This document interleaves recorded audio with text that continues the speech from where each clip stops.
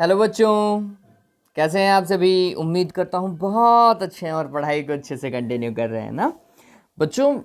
Last वाला video आप सभी ने देखा होगा, उम्मीद करता हूँ कि शायद देखा होगा। उसके आगे ही कुछ और न्यूमेरिकल देख लेते हैं जो कि सुपरपोजिशन प्रिंसिपल या फिर फोर्सेस बिटवीन मल्टीपल चार्जेस से रिलेटेड है। देखो, मैंने लगभग लास्ट वाले वीडियो के अंदर हर एक पैटर्न नया बताया था। इस वाले के अंदर भी मैं आपको नए पैटर्न ही बताऊंगा, कोई भी क्वेश्चन रिपीट नहीं होगा अपना। ठीक है, चलिए क्वेश्चन नंबर फर्स्ट देखिए। मैं एक बार के लिए मार्कर चेंज कर लेता हूं, यहाँ पर कलर चेंज कर लेते हैं। ओके, देखिए finite numbers, sorry infinite numbers है, फाइनाइट नहीं है। Infinite numbers of point charges 4 microcoulomb each are placed on x-axis at 1 meter, 2 meter, 4 meter, 8 meter respectively। इसका मतलब क्या है बच्चों कि एक्स एक्सिस बना लो, पहले तो ड्रॉ कर लो एक्स एक्सिस कि ये मान लेते हैं ये एक्स एक्सिस है, ठीक है। और इस एक्स एक्सिस का ओरिजिन यहाँ पर है 0 वाला पॉइंट, ठीक है। फिर यहाँ पर 1 है, इस तरफ क्या मान लेते हैं 2, देन 3, देन 4, इसी तरीके से 5, 6, 7, 8 और ये आगे जा करके 9, 10 और ये आगे चलेगा, ठीक है। तो वो बोल रहा है कि इसकी location 1 metre, 2 metre, 4 metre, 8 metre and goes on infinite तक चल रहा है। वहाँ पर 4 माइक्रोकुलाम का चार्ज रखा हुआ है। यहाँ पर भी 4 माइक्रोकुलाम, यहाँ पर भी 4 माइक्रोकुलाम, यहाँ पर 4 माइक्रोकुलाम और यहाँ पर 4 माइक्रोकुलाम। इसका थिकनेस थोड़ा सा कम कर लेता हूँ, ये ज़्यादा है। ओके, 4 माइक्रोकुलाम ऐसे चार्जेस और ये आगे तक 16 वाले पे भी 4 माइक्रोकुलाम रखा हुआ होगा, ठीक है। Determine the force due to these charges on 1 coulomb charge placed at origin. ये ओरिजिन के ऊपर इन्होंने 1 कूलाम चार्ज रखा हुआ है और इस 1 कूलाम चार्ज के ऊपर कितना फोर्स लगेगा वो कैलकुलेट करना है। पहली बात तो समझिए, यहाँ पर जितने भी चार्जेस है ना बच्चों, ये सारे पॉजिटिव चार्ज हैं और 1 कूलाम चार्ज भी पॉजिटिव है। एक पॉजिटिव चार्ज दूसरे पॉजिटिव चार्ज को क्या करेगा, रिपेल करेगा। इसका मतलब ये वाला 4 माइक्रोकुलाम इस 1 कुलाम को रिपेल करता बच्चों, ऐसा। ये वाला 4 माइक्रोकुलाम भी इसको क्या करता, रिपेल करता। ये वाला 4 माइक्रोकुलाम भी इसे रिपेल करता और ये वाला 4 माइक्रोकुलाम भी इसे रिपेल करता। इसका मतलब ये जितने भी फोर्सेस हैं इनको मैं नाम देता हूँ F1, F2, F3, F4, ठीक है। ये सभी फोर्सेस जो है रिपल्सिव फोर्सेस है और अगर इनकी आप डायरेक्शन देखते तो मेरे हिसाब से ये नेगेटिव एक्स एक्सिस है ना। तो अगर मैं इसे वेक्टर में लिखने की कोशिश करता, फोर्स को, अगर रिजल्टेंट फोर्स को मैं वेक्टर में लिखता तो मेरे को पता होना चाहिए उसका डायरेक्शन माइनस का आई कैप लिखना पड़ेगा मेरे को, अगर वेक्टर फॉर्म में जाऊंगा तो, अदरवाइज नहीं, ठीक है। ये बात तो चलिए, अब काम करने की कोशिश करते हैं कि भैया ये फोर्स कितना लगेगा, है ना। इसको कैलकुलेट करने की कोशिश करते हैं बच्चों। एक मिनट, इसको थोड़ा सा फिक्स कर लेते हैं, डन। ओके, चलिए कैलकुलेट करते हैं। कैसे कैलकुलेट करेंगे, तो इन सभी चार्जेस को आप नाम दे दीजिए। ये भी Q1, ये Q2, ये Q3 और ये Q4 और गोज ऑन होगा और ये सारे के सारे चार्जेस सेम मैग्नीट्यूड के हैं। तो finally we will write it as Q1 is equals to Q2 is equals to Q3 is equals to Q4 and goes on. और उसको हम क्या मान करके चलेंगे, Q मान करके चलेंगे, ठीक है। तो अपन ने सबसे पहले फोर्सेस देखना है कि फोर्स कितने होंगे। तो रिजल्टेंट फोर्स अगर मैं वेक्टर में देखता हूं, और वैसे भी सभी एक ही डायरेक्शन के अंदर है, सभी अगर एक ही डायरेक्शन में है तो सिंपल एडअप है। अगर सभी एक ही डायरेक्शन के अंदर है तो सिंपल एडअप है, ध्यान रखना। तो resultant force will be F1 plus F2 plus F3 plus F4 and goes on, add करना पड़ेगा, ठीक है। और वेक्टर में लिखेंगे तो माइनस का आई के लास्ट में लगा देंगे। F1 कितना बच्चों वो देखो, तो इसको थोड़ा सा यहां से कम करना चालू करते हैं कि Q1 that is 1 coulomb, Q2 that is 4 microcoulomb divided by R square. R square देखो Q1 का ये वाला डिस्टेंस 1 मीटर है क्या, तो 1 का स्क्वायर आएगा बच्चों, प्लस F2 देखो के Q1 और Q2 तो सभी का सेम है, 1 कूलाम एंड 4 माइक्रोकुलाम, ठीक है, तो यहाँ पर 1 और यहाँ पर 4, और ये माइक्रो में है 10⁻⁻6, लास्ट में ध्यान में रखिएगा भैया, ठीक है। डिवाइडेड बाय F2 के लिए डिस्टेंस आप देखोगे तो Q2 से देखी जाएगी बच्चों, और ये वाली डिस्टेंस जो है वो 2 मीटर है, तो यहाँ पर आएगा 2 का स्क्वायर। F3 के लिए देखेंगे तो K, यहाँ पर 1, यहाँ पर 4 डिवाइडेड बाय 4 का स्क्वायर आएगा कि ये पूरा डिस्टेंस देखो 4 का स्क्वायर है ना। देन K 1 4 और यहाँ पर मेरे हिसाब से 8 का स्क्वायर आएगा। अरे Q4 देखो ना, 8 के ऊपर लोकेशन पे दिया हुआ है, तो ओरिजिन से डिस्टेंस कितना हो गया, 8 हो गया ना। चलो इसको अगर और पूरा आप देखेंगे ना तो पूरे को 10 टू द पावर किससे मल्टीप्लाई करना है, -6 से भी मल्टीप्लाई करना है। माइक्रो में है ना, 4 माइक्रो। तो अपन इस चीज़ को कैसे लिखेंगे, तो मैं K को कॉमन ले सकता हूँ, 4 को कॉमन ले सकता हूँ और 10 की पावर -6 को कॉमन ले सकता हूँ, ठीक है। ये तो ऊपर वाला न्यूमरेटर तो सभी का कॉमन है ना, ये सभी का कॉमन है। नीचे देखो 1, फिर यहाँ पर 4, 16, 64, यही बैठ रहा है क्या देवताओं, हाँ। और आप देखो ये एक तरीके की जीपी है, जीपी का फर्स्ट नंबर A 1 है, सेकंड नंबर, नेक्स्ट नंबर 1/4, फिर 1/16, फिर 1/64। गौर कीजिए, 1 को अगर मैं 1/4 से मल्टीप्लाई करूँ तो 1/4 आएगा, अगेन इसे 1/4 से मल्टीप्लाई करूँ तो 1/16 आएगा, अगेन इसे 1/4 से मल्टीप्लाई करूँ तो 1/64 आएगा। पता चल रहा है कि ये जीपी है, और उस जीपी का जो डिफरेंस चल रहा है वो 1/4 चल रहा है बच्चों, ये बात ध्यान में रखना। उस जीपी का डिफरेंस कितना चल रहा है, 1/4 चल रहा है। और ये फाइनाइट नहीं है बच्चों, ये फाइनाइट सीरीज नहीं है, ये इनफाइनाइट सीरीज है, गोज ऑन सीरीज है, ये ध्यान में रखिएगा, है ना। इनफाइनाइट सीरीज के अंदर एक फिक्स फॉर्मूला है जीपी को सॉल्व करने का, उम्मीद करता हूँ सभी को पता भी होगा। वो फॉर्मूला क्या है बच्चों, किसी को पता है? वो फॉर्मूला था बच्चों, अगर मेरे को सम कैलकुलेट करना है तो, है ना, तो हमने लिखा resultant force F R calculate करना था, और ये एफ आर जो है वो कुछ ऐसे कैलकुलेट होगा, 4K into 10 to the power -6, और यहाँ पर जीपी का फॉर्मूला लिख रहा हूँ A डिवाइडेड बाय 1 - R, अगर ये इनफाइनाइट लॉन्ग सीरीज है तो ही, ठीक है। और A की इनकी वैल्यू मेरे को पता है 4, K का value 9 into 10 to the power 9 into 10 to the power -6, A का वैल्यू 1, 1 - R का वैल्यू 1/4। बताओ देता हूँ, यही सीन है क्या? सोल्व करो, 9 इंटू 4 36 होता है, फिर 10 की पावर 3, ठीक, और इसको सॉल्व करो, 1 डिवाइडेड बाय 1 - 1/4 कितना होता है बच्चों, 3/4 होगा। 3/4, 3 यहाँ पर और 4 ऊपर, हाँ, और 3 से अगर मैं इसको देखूंगा तो ये 12 टाइम्स जाएगा, अरे जाएगा नहीं जाएगा रे, चलो और इसको सॉल्व करो, 12 इंटू 4 48 होता है बच्चों, 48 into 10 to the power 3 newton का फोर्स लगेगा रिजल्टेंट, ठीक है ये बात तो। या फिर अगर मैं इसे वेक्टर फॉर्म के अंदर लिखता, रिजल्टेंट फोर्स वेक्टर फॉर्म क्या होता, 48 into 10 to the power 3 newton, और यहाँ पर लगाते माइनस का आई कप डायरेक्शन। बात समझ में आई देवताओं? ये डन है? चलिए, अगर ये डन है तो नेक्स्ट क्वेश्चन की तरफ स्विच करते हैं।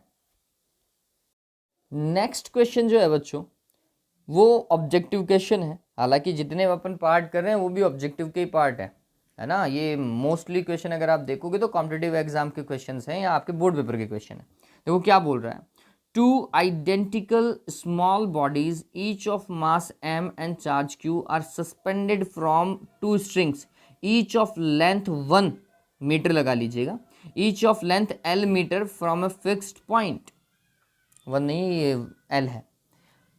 This whole system is taken into a orbiting artificial satellites, then find the tension in the string। देखो बहुत सिंपल सा है भैया, ऐसा कुछ मान लेते हैं कि ये एक कॉमन पॉइंट है और इस कॉमन पॉइंट से 2 स्ट्रिंग है ऐसी, ठीक है, और दोनों स्ट्रिंग के ऊपर क्या है, 2 स्मॉल बॉडीज को अटैच किया गया है, यहाँ पर अटैच कर दो भैया, ठीक है। इन दोनों के बीच मतलब एल स्ट्रिंग से इनको कनेक्ट किया गया है, और ये जो स्मॉल बॉडीज़ हैं उनका मास m है और चार्ज दोनों पर q है, ठीक है। तो अगर आप देखेंगे तो दोनों बॉडीज के ऊपर अगर मास m कंटेन कर रही है तो mg फोर्स तो नीचे की ओर लगेगा ही लगेगा भैया। इस फोर्स को कोई नहीं रोक सकता अगर ये अर्थ पर है। और अगर सेम चार्ज है तो ये एक दूसरे को रिपेल भी करेंगे, ऐसा फोर्स भी लगेगा। ठीक है, रिपेल भी करेंगे और mg फोर्स नीचे भी लगेगा अगर ये अर्थ पर है तो। ठीक है, अब क्या बोल रहा है, this whole system is taken into an orbiting artificial satellites. इस पूरे सिस्टम को आप सैटेलाइट पे ले जाओ। अगर आप सैटेलाइट पर लेकर के जाओगे तो ये बात ध्यान में रखना, सैटेलाइट पर ग्रेविटी नाम की कोई चीज नहीं है, वो जीरो ग्रेविटी पे काम करता है। ठीक है, अगर जीरो ग्रेविटी पे काम करेगा तो ये जो mg फोर्स नीचे की ओर लग रहा था ये तो लगेगा ही नहीं, तो फिर एक ही फोर्स लगेगा भैया ये इधर। तो आप देखेंगे कि ये जो स्ट्रिंग्स थी जो एक कॉमन पॉइंट से कनेक्टेड थी, एक स्ट्रिंग इधर भागेगी और एक स्ट्रिंग इधर भागेगी, चार्ज ऐसे चले जाएंगे। अरे ऐसे ही चले जाएंगे क्योंकि अब एक सिंगल फोर्स ही काम कर रहा है और ये सिंगल फोर्स उन्हें तब तक खींचेगा जब तक कि दोनों के मिड का सेपरेशन या डिस्टेंस जो है वो मैक्सिमम ना हो जाए। ठीक है, तो अब चार्ज यहां पर आ जाएंगे भैया बिल्कुल स्ट्रेट अवे डिस्टेंस के ऊपर, यही मैक्सिमम डिस्टेंस हो सकती है। ये वाली स्ट्रिंग एल लेंथ की और ये वाली स्ट्रिंग भी एल लेंथ की, तो total distance between the charges will be 2l। बात समझ में आ रही है? और इन दोनों के मिड में लगने वाला फोर्स कितना होगा भैया, हाँ, या टेंशन कितना होगा? तो हमने बोला अब इस बार टेंशन सिर्फ और सिर्फ इलेक्ट्रोस्टैटिक फोर्स देगा और कुछ भी नहीं देगा। तो ये कितना हो जाएगा k, q1 that is q, q2 that is again q divided by r square that is 2l का स्क्वायर बच्चों, है ना। इसको आप देखोगे तो इट विल के Q square divided bye 4l square, यही टेंशन होगा, यही फोर्स होगा दोनों के बीच में जो काम करेगा। ऑप्शन देखो, ये दोनों तो हो ही नहीं सकते क्योंकि mg आ रहा है, ये आएगा भाई, D option is the correct one. ठीक है बात, तो क्वेश्चन बहुत सिंपल सा था। नेक्स्ट क्वेश्चन देखिए, नेक्स्ट क्वेश्चन क्या बोल रहा है वो देखिए। इस वाले क्वेश्चन में वो बोल रहा है कि two identical spheres of mass m and charge q are suspended from a common point by two threads of same length l, it is found. अरे भैया सेम वही क्वेश्चन है क्या? सेम वही क्वेश्चन है, बना देता हूं, डायग्राम बना देता हूं पहले।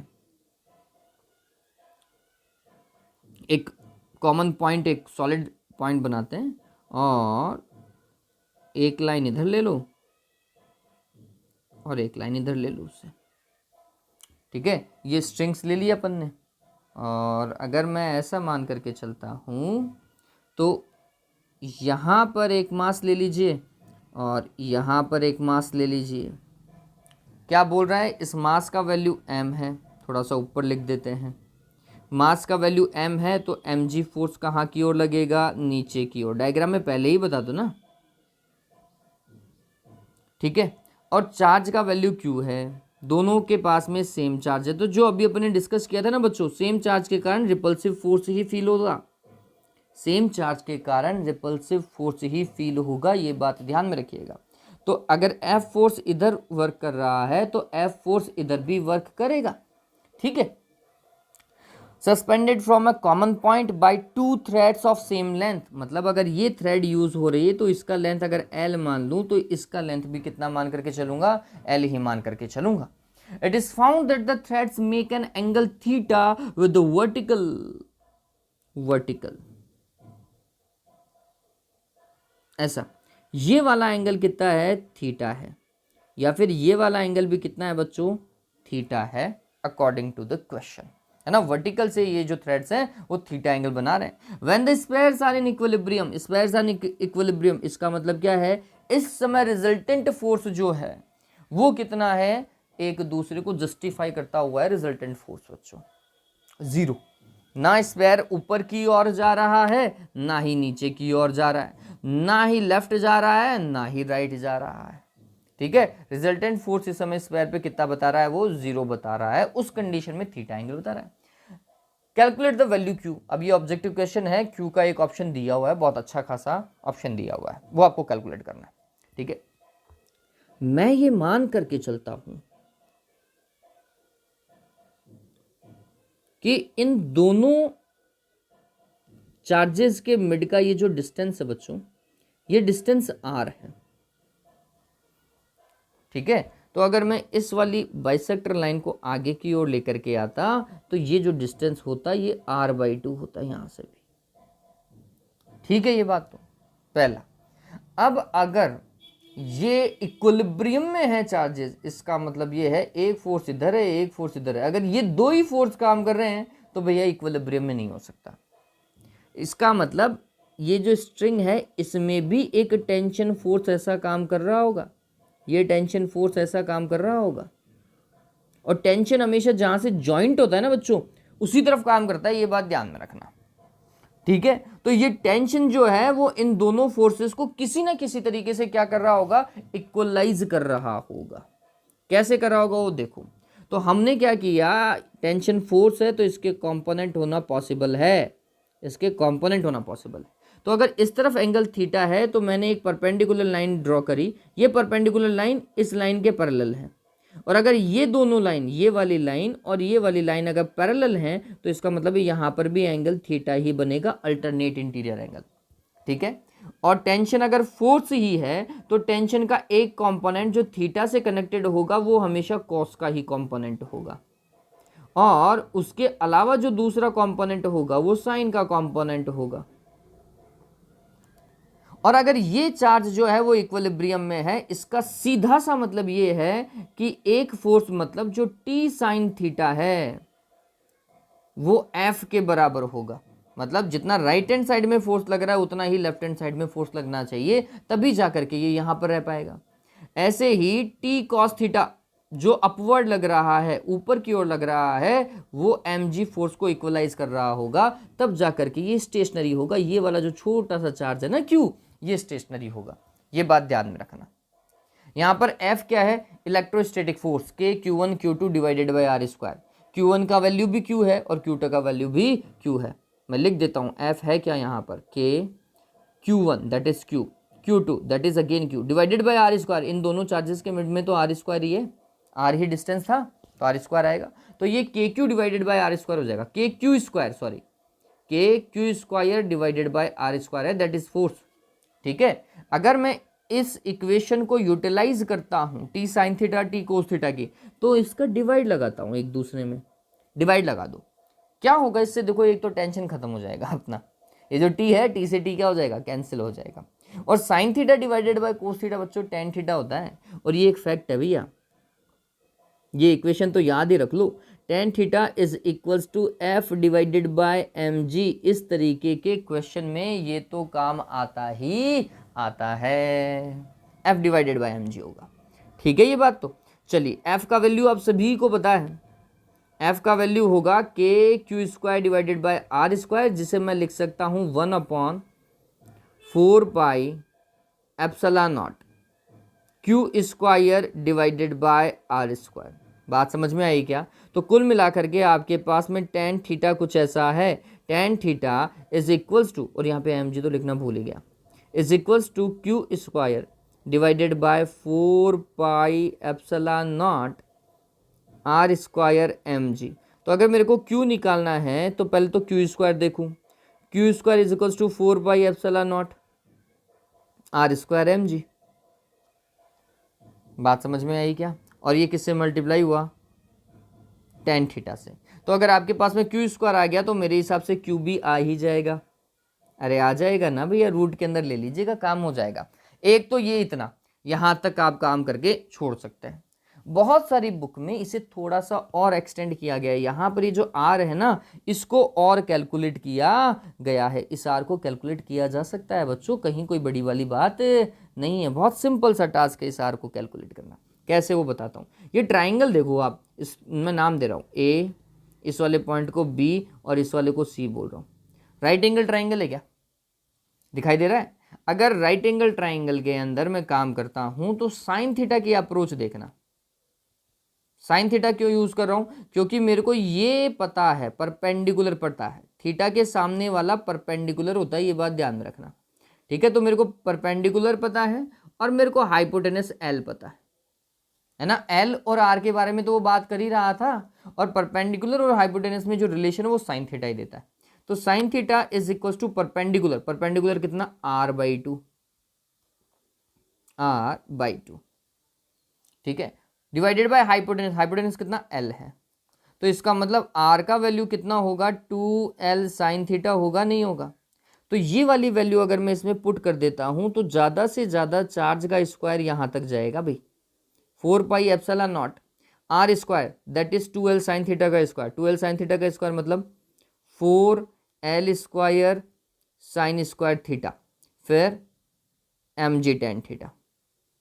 ठीक है, तरीके से लिखें तो बुक्स से ऐसे लिखेंगी 4πε0 L square mg sine square theta tan theta, कुछ ऐसा लिखती हैं। ये क्यू स्क्वायर है, तो क्यू मेरे हिसाब से कैलकुलेट होगा, नहीं होगा? अरे होगा ना। और बच्चों ये अच्छा सवाल है, आपको यहाँ पर न्यूमेरिकल वैल्यू नहीं दे रखी है, मतलब आर की वैल्यू, एम की वैल्यू ये दिया हुआ नहीं है, या फिर थीटा का वैल्यू दिया हुआ नहीं है। तो ये क्वेश्चन अगर ऐसा भी तो आ सकता था ना कि इनकी वैल्यू दी हुई आए और आपको पुट करना पड़ जाए, तब भी आप क्या कर सकते थे, चार्ज को कैलकुलेट कर सकते थे। कर सकते थे, नहीं कर सकते थे देवताओं? हो सकता था ना ये काम तो। चलिए, तो ये क्वेश्चन समझ में आया, ये तरीका समझ में आया। अब इसी पैटर्न को आगे हम यूटिलाइज करेंगे नेक्स्ट क्वेश्चन के अंदर। ठीक है, इसी पैटर्न को नेक्स्ट क्वेश्चन में हम यूटिलाइज करने वाले हैं। चलो, तो पहले इसका स्क्रीनशॉट ले लो, फिर उसके बाद में नेक्स्ट क्वेश्चन को डिस्कस करते हैं। नेक्स्ट क्वेश्चन देखिए बच्चों, ये भी उसी पैटर्न का क्वेश्चन है। अगर आपको लास्ट वाला प्रीवियस क्वेश्चन अगर आपको समझ में आया है तो ये क्वेश्चन आसानी से समझ में आएगा। देखिए क्या बोल रहा है, two identical balls each having a density rho are suspended from a common point. देखो आइडेंटिकल बॉल्स मतलब जो एक ही मैटर की बनी हुई हो, अगर एक कॉपर की है तो दूसरी भी कॉपर की हो, अगर एक का मास m है तो दूसरे का मास भी क्या है, m है। तो वो बोल रहा है कि दोनों की डेंसिटी कितनी है, रो है, ध्यान में रखिएगा। By two insulating strings of equal length, इन दोनों को क्या किया गया है, सस्पेंड कर दिया है। सस्पेंड भी कैसे, एक सेम लेंथ की स्ट्रिंग से, एल लेंथ की स्ट्रिंग मान लेते हैं, इनसे इनको क्या किया गया है, सस्पेंड किया गया है। Both the balls have the mass, equal mass and charge, मतलब दोनों का मास सेम है, ये तो मैंने पहले ही बता दिया था। एक का चार्ज क्यू है तो दूसरे का चार्ज भी क्यू है। In equilibrium each string make an angle theta with vertical. ये देखो सेम प्रीवियस क्वेश्चन की लाइन आ रही है, इक्विलिब्रियम के साथ में थीटा एंगल बना रहा है वो, है ना। चलो, now both the balls are immersed in a liquid. अब इस पूरे सेटअप को वो कहाँ लेकर के जा रहे हैं, लिक्विड में लेकर के जा रहे हैं। अगर लिक्विड में लेकर के जाते हैं तो क्या बोल रहा है, as a result the angle theta does not change. ये वाला एंगल अभी भी वैसा का वैसा ही है। The density of liquid is sigma. Okay, find the dielectric constant of liquid. Okay, देखो पहली बात तो ये समझिए कि जब भी आप किसी बॉल को या किसी ऑब्जेक्ट को कहाँ लेकर के जाते हैं, लिक्विड में लेकर के जाते हैं। लेट सपोज करो पानी में ही लेकर के चले गए, ठीक है। तो ये लेट सपोज करो ये बॉल है, ठीक है, और इस बॉल का रेडियस r मान लीजिए या कुछ भी मान लीजिए, है ना। तो जैसे ही आप इसे पानी में या वाटर के अंदर लेकर के गए या किसी लिक्विड में लेकर के गए, एक फोर्स जो फिक्स था mg, वो कहाँ की ओर लगेगा, ऊपर की ओर लगेगा। लेकिन एक अपवर्ड फोर्स जिसे आप बाउंस फोर्स भी बोलते हैं या बाउंटी फोर्स भी बोलते हैं, वो ऊपर की तरफ लगेगा बच्चों। तो जैसे ही आपने लिक्विड में डाल दिया तो उसका अब टोटल वेट जो है वो mg ना हो करके फील होने वाला वेट होगा mg माइनस m-g, और m-g इज बाउंस फोर्स। बात समझ रहे हैं, इस बार वेट जो है वो mg माइनस m-g है, प्रीवियस कंडीशन की तरीके से नहीं रहा। हाँ, ये m डैश कैसे कैलकुलेट होगा, तो उसका सिंपल सा तरीका है बच्चों। आप सभी को पता है density is equals to mass divided by volume, so the value of mass is equals to density into volume. ध्यान में रखिएगा, ठीक है। आप गौर कीजिए, अगर मैं किसी बॉल को पानी में डालता हूँ या वाटर के अंदर डालता हूँ या किसी अदर लिक्विड के अंदर डालता हूँ, ग्लिसरीन में या किसी में भी डालता हूँ, तो दोनों का मतलब डिस्प्लेस्ड लिक्विड मतलब ये बॉल जितना लिक्विड बाहर निकालेगी, कितना निकालेगी भैया, इस बॉल की शेप के साइज के इक्वली तो बनाएगी। इसका शेप जितना है, इसका वॉल्यूम जितना है ना, उतना ही तो लिक्विड बाहर निकालेगी। तो ये बात ध्यान में रखना, दोनों का वॉल्यूम सेम होता है, ठीक है, लिक्विड का और बॉल का वॉल्यूम सेम होगा, लेकिन यहाँ पे बोल रहे हैं बॉल की डेंसिटी तो रो है और लिक्विड की डेंसिटी सिग्मा है, तो दोनों के मास में बस इतना सा ही फर्क है। बॉल का जब आप मास लिखते हैं तो बॉल का मास होगा उसका वॉल्यूम इनटू उसकी डेंसिटी, लेकिन अब डिस्प्लेस्ड लिक्विड का अगर मास लिखेंगे तो आप बोलोगे उसका वॉल्यूम और लिक्विड की डेंसिटी। ये बात ध्यान में रखिएगा, इतना ही फर्क है। ठीक है, चलो एक बात तो ये हुई कि डेंसिटी वाला रोल किस तरीके से काम आ रहा है लिक्विड में डालते हैं। दूसरी चीज समझिए, आप जब भी किन्हीं दो ऑब्जेक्ट को जो पहले एयर में थे उनके मिड का डिस्टेंस r था, एक दूसरे को रिपेल कर रहे हो F फोर्स से, और आपने लिखा एयर के अंदर k Q1 Q2 divided by r square लिखा, लेकिन जैसे ही आप इनके मिड में मीडियम डाल देते हैं तो यही फोर्स मीडियम वाला फोर्स बन जाता है। और मीडियम वाला फोर्स क्या होता है, वैक्यूम वाले फोर्स में आपको एप्सिलॉन आर का डिवाइड लगाना पड़ता है, नहीं लगाना पड़ता, लगाना पड़ता है। तो इस बार जो नया फोर्स बन रहा है FM, force in medium, electrostatic force in medium बच्चों, वो इनिशियल फोर्स से थोड़ा सा कम है, F not divided by epsilon R है, ये बात ध्यान में रखें। ठीक है, अगर ये बेसिक कॉन्सेप्ट आपको पता है तो ये सवाल आसानी से हो जाएगा, इसकी गारंटी मैं लेता हूं। ठीक है, चलो क्वेश्चन को काम करने की कोशिश करते हैं। मैं थोड़ा सा स्क्रीन को एडजस्ट कर लेता हूं, लो हटा देते हैं इस रामायण को, अच्छे से डायग्राम बनाते हैं ताकि आपको और मेरे को दोनों को ये अच्छे से समझ में आ जाए। ऑलराइट, टक टक टक टक, ये रामायण को हटने में भी देर लगती है ना, इसको मेरे को सेलेक्ट करके ख़त्म कर देना था, जल्दी से काम हो जाता।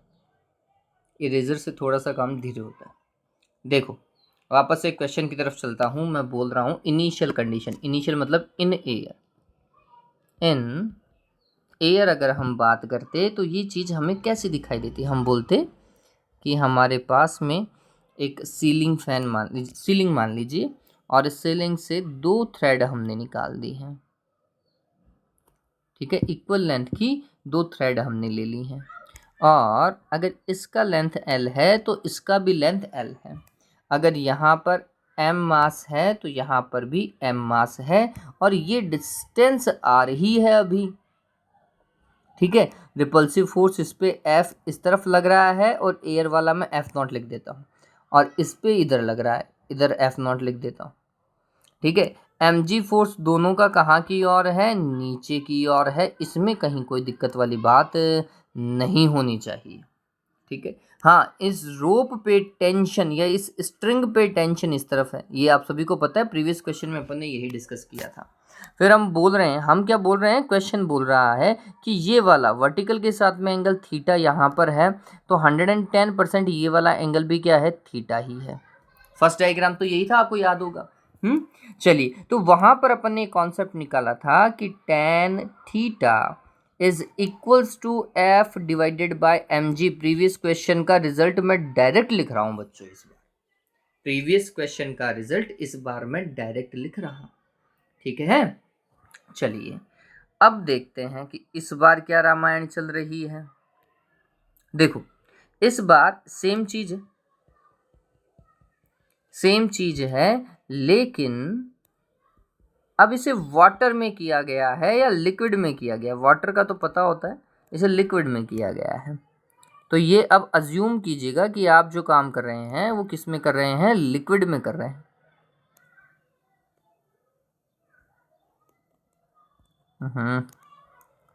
अब सही टाइम पे कई बार पेन धोखा दे जाता है बच्चों, क्या करें।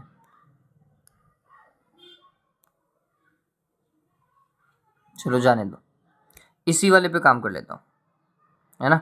तो इसके ऊपर mg तो फिक्स है, नीचे की ओर लगेगा, लिक्विड में mg तो नीचे की ओर ही लगेगा, लेकिन एक अपवर्ड फोर्स, बाउंड फोर्स ऊपर की तरफ भी लगेगा, वो क्या है, m' बाउंस फोर्स है। ठीक है, फिर ये वाला फोर्स F इस तरफ काम कर ही रहा था, लेकिन ये मीडियम वाला फोर्स होगा अब इस बार। इलेक्ट्रोस्टैटिक फोर्स जो आपने F नॉट लिखा है ना, एयर वाला या वैक्यूम वाला, अब वो मीडियम वाला हो चुका है। ये एंगल चेंज नहीं हुआ है, वर्टिकल के साथ वाला एंगल अभी भी उतना ही है, थीटा ही है। वर्टिकल के साथ वाला एंगल अभी भी थीटा ही है। ठीक है, ये डिस्टेंस आर है। ठीक, आपके जो फोर्स पहले लग रहे थे वो वैसे के वैसे, इस तरफ क्या लग रहा था, टी साइन थीटा लग रहा था, और इस तरफ क्या, ऊपर की तरफ क्या लग रहा था, टी कोस थीटा लग रहा था। तो इस बार अगर आप टी साइन थीटा देखेंगे ना बच्चों, कहीं कोई दिक्कत नहीं है। जहां आपने पहले फर्स्ट क्वेश्चन के अंदर टी साइन थीटा लिखा था तो आपने एफ लिखा था, इस बार एफ एम है। गौर करो, टी साइन थीटा को बैलेंस कौन कर रहा है, एफ एम कर रहा है। जबकि टी कॉस थीटा कैसे निकालोगे, तो आप देखेंगे टी कॉस थीटा और एम डैश जी दोनों एक ही डायरेक्शन में लग रहे हैं, और वो दोनों मिलकर के बैलेंस किसको कर रहे हैं, एम जी को। तो इस बार टी कॉस थीटा कितना है, इस बार टी कॉस थीटा है M G minus M dash G. बात समझ में आई क्या? तो अगर मैं टी साइन थीटा में टी कॉस थीटा का डिवाइड देता हूं तो अगेन टेन थीटा आएगा, नहीं आएगा? Tan theta is equals to F M divided by M G minus M dash G. ठीक है, फर्स्ट केस में टेन थीटा इतना था, सेकंड केस में टेन थीटा इतना था, और थीटा चेंज नहीं किया गया है बच्चों।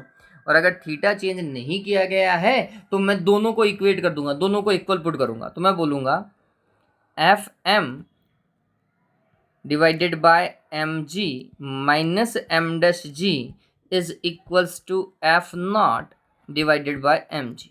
अब हमारा टास्क आपको पता होना चाहिए कि क्या है, हमें dielectric constant of medium calculate करना है भैया, ये क्वेश्चन मार्क है एप्सिलॉन। ठीक है, कैसे कैलकुलेट करेंगे, तो हमने पहले तो वैल्यू पुट करनी है। एफ एम क्या लिख सकता हूँ, एयर वाले फोर्स में एप्सिलॉन आर का डिवाइड, पता चला। फिर जी को मैं पहले ही कॉमन ले रहा हूँ, जी को कॉमन ले लिया, bracket M minus M G है क्या बच्चों, sorry M minus M dash है, is equals to F not divided by M ji.